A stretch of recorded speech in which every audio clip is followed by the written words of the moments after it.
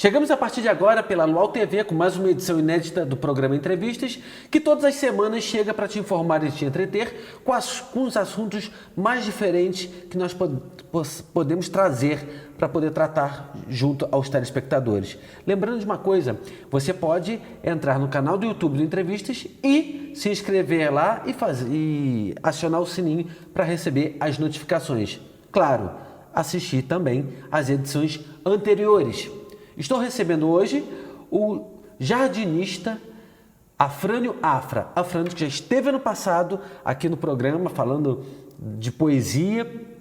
Ele que tem 2 livros de poemas que eu li e que são espetaculares e que hoje veio falar de paisagismo, jardinismo e todo esse trabalho moderno que vem acontecendo, que vem se transmutando com o passar dos anos. Afrânio, muito obrigado por ter aceito o convite, por ter vindo. Jardinismo, pode ser essa palavra para substituir ou então para agregar paisagismo? Pode. Antes de falar sobre essa sua pergunta, eu vou começar com uma frase bem simples. Sim. Que é: o segredo não é correr atrás das borboletas, é cuidar do jardim para que elas venham até você, que é uma frase de Mário Quintana. Sabe, adoro Mário Quintana. O paisagismo, a história do paisagismo mesmo vem lá da Grécia Antiga, de Roma. Aqui no Brasil praticamente é um fato novo, começou a aparecer nos anos 80 com o surgimento do Burle Marx. Ah, tá. Ele que deu ele que foi o responsável pelo grande boom deste nome, o paisagismo. Ele é um gênio. Ele tinha várias. Ele era tapeceiro, era pintor, é um pintor de renome. O paisagismo era um hobby dele. Ele veio de São Paulo morar no Rio e se apaixonou por uma bromélia na Pedra do Leme. É mesmo? Naquela época dava bromélia na Pedra do Leme. Hoje Isso dá pelo menos assaltante. é o que eu sei. E depois ele foi para a Alemanha, se encantou com Picasso, com Van Gogh, voltou e fez belas artes no Brasil. E na adolescência ele era vizinho do Lúcio Costa. Olha, que Ele vizinho de luxo. E começou a fazer jardim, inclusive ele que projetou a pedido do Lúcio Costa, mestre Lúcio Costa, gênio da arquitetura. Ele fez os jardins da mansão do Roberto Marinho, lá no Cosme Velho, no Rio. E também fez o jardim do Hotel Nacional, em São Fez Conrado. o calçadão de Copacabana, é desenho dele. Esse famoso desenho é dele. Aquele projeto sem ser aquela a coisa parte das de ondas, plantas, não é? é todo dele. Pedra portuguesa. Tudo, aquele desenho todo é dele, mas a menina dos olhos dele era o maltratado hoje Parque do Flamengo. Aquilo ali é uma obra de arte. Tanto que quando ele... Mas ele... Tá, mas não foi a Lota Macedo de Moraes que criou o Parque do Flamengo? Quem? A Lota? Que foi uma grande arquiteta. Ali teve uma junção. Mas do que foi a feita, aquela obra ali, toda foi feita no governo do Carlos Lacerda. Exatamente. Mas a genialidade ali a assinatura é do Burle Marx. Entendeu? Tanto que na época ele começou a fazer jardim, começou a ficar famoso, ele teve mais de 60 anos de carreira fazendo jardins, mais de 2.000 projetos. Ele não existia a palavra paisagismo não era associada à jardinagem. Paisagista era quem pintava um quadro de paisagem. O Van Gogh, Monet. Aí, depois, outras edições do Aurélio, você já via a palavra paisagista já agregada. Agregada. Entendeu? Então... Mas agregada dentro do contexto que era proposto, a paisagismo é quem trabalha pintando imagens da natureza, que é mais ou menos esse Mais ou raciocínio. menos, que era quem segue pinta um por quadro. aí. Antigamente pintava, paisagista era um pintor de paisagem. E como o paisagista, o jardineiro, faz uma pintura ao vivo, viva, então houve essa comunhão dessas palavras, jardineiro e paisagista. Aí saiu a palavra paisagismo. Então podemos dizer que o nome jardineiro, que é popularmente conhecido aqui no Brasil, ele está sofrendo uma transmutação e agora vai ser, não, eu vou chamar o meu paisagista. Se você fala se, em vez de chamar paisagista, você chamar meu jardineiro? Não, entendi. Ao invés de chamar de meu jardineiro, chama não, meu paisagista. Meu paisagista. Ficou mais, Não é? né? Ficou pomposo. Pomposo. Mas eu prefiro a palavra jardineiro. Por quê? Eu acho que é mais poética, mais tem mais gosto mais de terra, mais cor de terra. Concordo. Entendeu? Paisagismo, mas é a palavra do momento, né? Paisagista, paisagismo no caso, seria para agregar como uma modernização. Modernização. Como tudo, né? Hoje não se fala meu professor de educação física, fala meu personal. O personal trainer. Personal trainer. O paisagismo é o seguinte, vou simplificar. O futebol existia antes e depois de Pelé. Escreveu-se uma nova história depois de Pelé. O paisagismo mundial existia antes e depois de Roberto Burle Marx. Daí ele perfumou a burguesia, nada contra a burguesia. Ele perfumou os jardins, ele botou curvas, ele saiu desses jardins.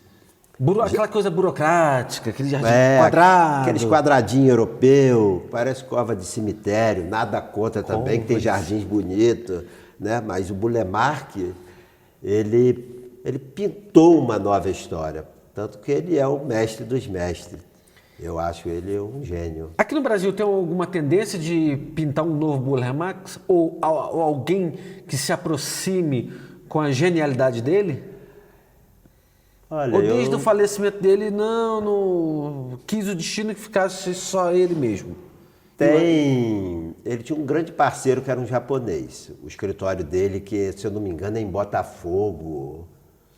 Eu 2 anos atrás dei um pulo lá, mas conversei com alguém lá, não lembro o nome. Mas ele faleceu, o japonês ficou, o sócio dele, que eu não me recordo o nome, foi o herdeiro da obra dele, e depois, hoje são os filhos desse japonês, que se formaram em arquitetura, que o último projeto dele é aquele ali do novo, perto do Museu do Amanhã, no Rio. Sim, claro. Aquele é projeto do escritório Roberto Burle Marx, mas quem fez foi essa nova leva de paisagistas, que são herdeiros dele, parentes do sócio dele, filhos. A importância do Burle Marx no paisagismo no Brasil é tão grande que virou cadeira em faculdade de arquitetura. Só para ver o tamanho a grandiosidade dele. Quer dizer, a grandiosidade somada à capacidade e à sensibilidade para poder desenvolver o trabalho. Senão ele não teria o reconhecimento que teve e nem a importância para poder trabalhar fazendo o jardim do Museu Nacional, fazendo o jardim do Roberto Marinho, até mesmo o jardim dos palácios de Brasília, Palácio da Alvorada, aquele palácio de nome horroroso. Tem vários pelo Brasil, né? Vários. Eu gosto muito eu uso no meu dia a dia 2 frases, 2 palavras dele que eu gosto muito. Meu pai conheceu o Burle Marx, meu pai foi o meu professor. Eu e 4 irmãos trabalhamos com paisagismo. E a nossa história profissional está quase toda desenvolvida na região oceânica de Niterói, em paisagismo residencial. E o Burle Marx falava, não existe planta feia. Isso meu pai que me dizia, não existe planta feia, existe planta no lugar errado. Toda planta é mato no seu habitat. E o Burle Marx já falava o seguinte... Interessante esse raciocínio. Você não pode botar em um jardim todas as plantas que você gosta. O jovem tem essa mania de tentar botar tudo que ele conhece em um só projeto. Se você botar todas as plantas em um único projeto, em vez de um jardim, vai ficar um amontoado de plantas, e não uma paisagem harmônica com vegetais, né? O paisagismo é a poesia contada através das plantas? Se não for isso, é até mais do que isso. Mas é isso. E esse plus, esse mais, seria o que, na sua opinião?